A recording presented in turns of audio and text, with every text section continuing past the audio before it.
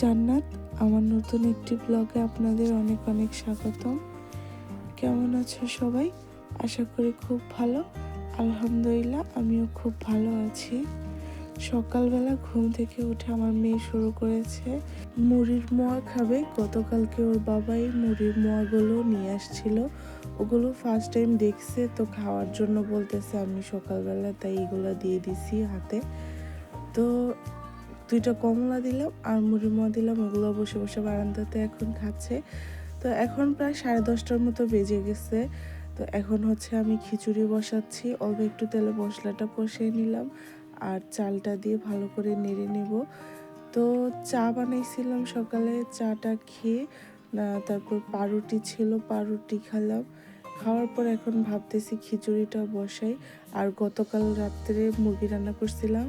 আমার হাজব্যান্ড তো মুরগির মাংস থেকে মুরগির ঝোলটা বেশি পছন্দ করে, তাই মুরগির মাংস থেকে ঝোল পুরোটাই খেয়ে ফেলছে আর হচ্ছে যা মাংসটা রেখে দিছে। এখন মাংসটা দিয়ে আমি কি করব?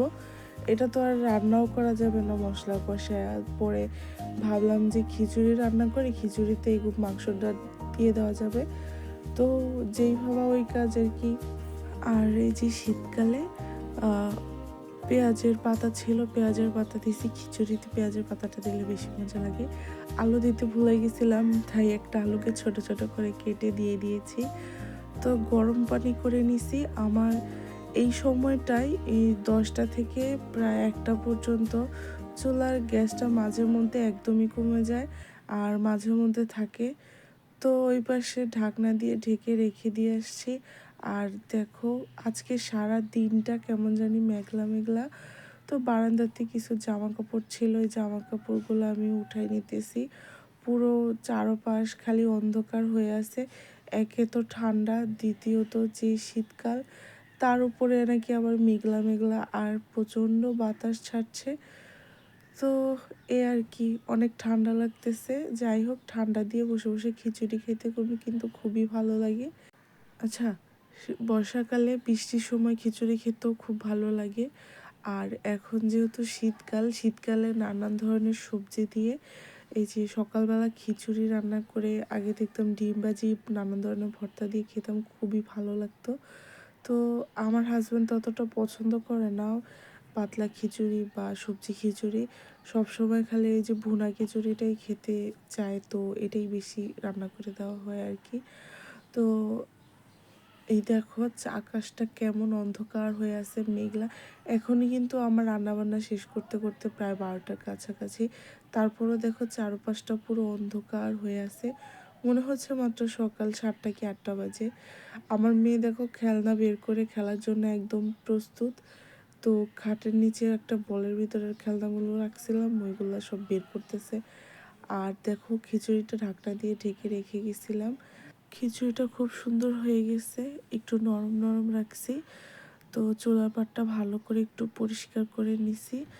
তারপর একটু ছাদে আসলাম। বাপরে, ছাদে পুরো ছাদ ভর্তি জামা কাপড় হয়ে আছে।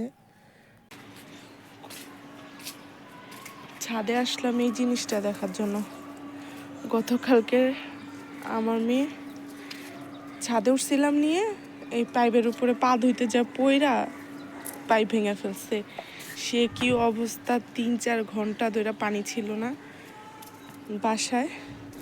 তারপর এই যে আমার হাজব্যান্ড আসার পর এমনিতে লম্বা করে পাইপ দিয়ে বেঁধে দিছে।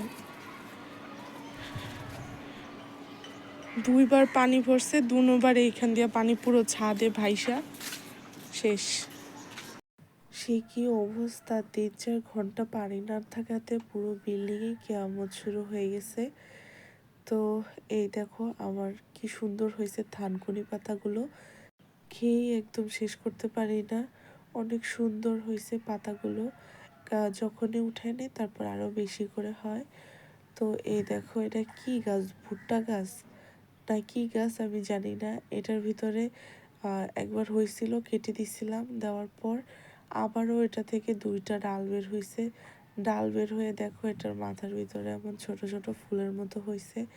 এইগুলা ওই যে 5 ডিগার পাখি আছে না, ওগুলোতে যে খাবার খায় ওই টাইপেরই মনে হয় কিছু। তো ওইগুলার এরকম বিচিগুলা এসে চড়ে পাখিতে, বা অন্য পাখিগুলোতে এসে খেয়ে যায়। পুঁই শাক গাছের ভিতরে বিচি চলে আসছে। গতকালকে আমি বাহিরে গেছি যখন, তখন ভ্যানের ভিতরে দেখলাম একটা প্যাকেটে করে মানে লোকেরা এই যে পুঁই শাকের বিচিগুলো বিক্রি করছে। তো পুঁই শাকের বিচিগুলো নাকি খাওয়া যায়, অনেকের মুখেই শুনেছি, কিন্তু আমরা কখনো এইগুলো খাই নাই। এগুলোর টেস্ট কেমন তাও জানি না। এগুলো জানি বিচিগুলো পেকে গেলে পরে শুকায় রাইখা দিই, পরে এগুলো থেকে পুঁই শাকের গাছ ওঠে। এখন ওইগুলো দেখতেছি আবার বাজারেও বিক্রি হচ্ছে। তো যার যার ইচ্ছা, অনেক জায়গায় খায় আবার অনেক জায়গায় খায় না। তো দেখো এখনো আমার ছাদের ভিতরে এই যে লেবু গাছটাতে ফুল আছে।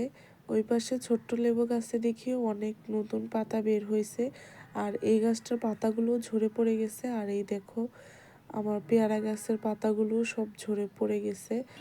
দেখো ড্রাগন গাছ, এই ড্রাগন গাছটা 1.5 মাস মতো হবে, আর এতদিন পর এই যে ছোট্ট একটা ডাল বের হয়েছে। এটা নাকি হলুদ কালার ড্রাগনটা, ওটা দেখা যাক কেমন ড্রাগন ফল হয়। দেখো শীত আসলেই তো কামিনী ফুলের দেখা। এখন আবার দেখো এত সুন্দর স্মেল, আর এখানে প্রায় ছাদে প্রজাপতি বসে। অনেক সুন্দর একটা গ্রাম।